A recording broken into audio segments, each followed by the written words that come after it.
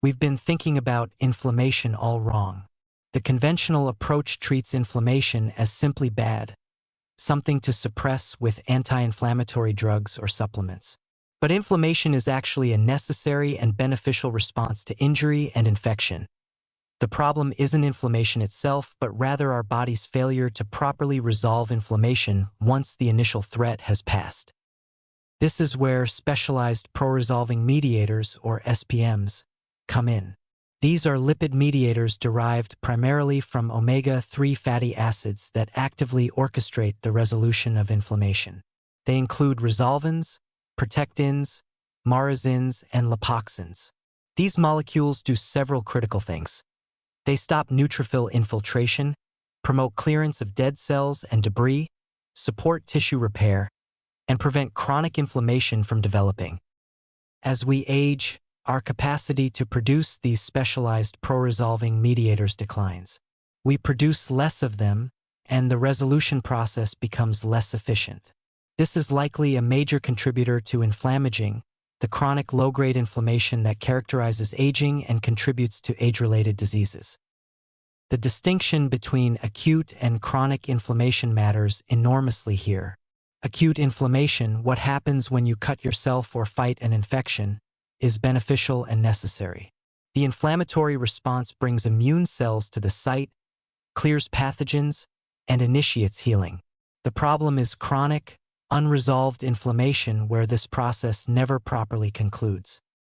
Omega-3 fatty acids are the precursors to specialized pro-resolving mediators.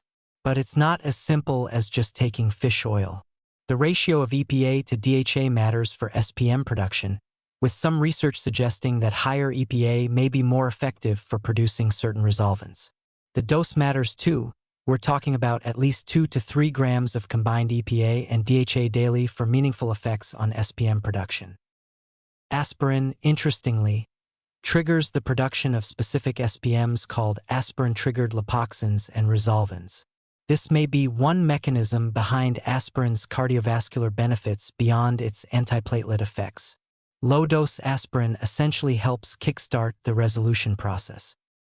Dietary patterns supporting inflammation resolution emphasize foods rich in omega-3s, fatty fish, flax seeds, walnuts, along with polyphenol-rich foods that support SPM production and action. Mediterranean dietary patterns appear particularly beneficial for inflammation resolution. Lifestyle factors affect the resolution process too. Exercise, particularly moderate-intensity exercise, promotes inflammation resolution rather than just suppressing inflammation. Sleep is critical for resolution processes. Chronic stress impairs inflammation resolution through multiple mechanisms. Here's what concerns me about the current inflammation discussion. The intense focus on anti-inflammatory compounds and supplements without understanding that suppressing inflammation isn't the same as resolving it. Taking high doses of anti-inflammatory drugs or supplements might actually interfere with the natural resolution process, leaving you in a state of suppressed but unresolved inflammation. The research on SPMs is also relatively early in terms of practical applications. While we understand the mechanisms and can measure these mediators, translating this into specific protocols is still evolving. Supplementation with SPMs directly is available but expensive, and it's not clear this is superior to providing adequate omega-3 precursors. There's also the challenge of measuring inflammation and resolution. Standard inflammatory markers like C-reactive protein tell you about inflammation but not about resolution capacity. More sophisticated testing can measure specific SPMs, but this isn't widely available. A practical protocol emphasizes providing adequate omega-3 fatty acids through diet and supplementation, ensuring at least 2 to 3 grams of EPA and DHA daily from quality sources, considering low-dose aspirin under medical guidance, supporting SPM production through a Mediterranean-style diet rich in polyphenol, managing stress, getting adequate sleep, and engaging in regular, moderate-intensity exercise. The goal is supporting the body's natural resolution mechanisms rather than simply suppressing inflammation.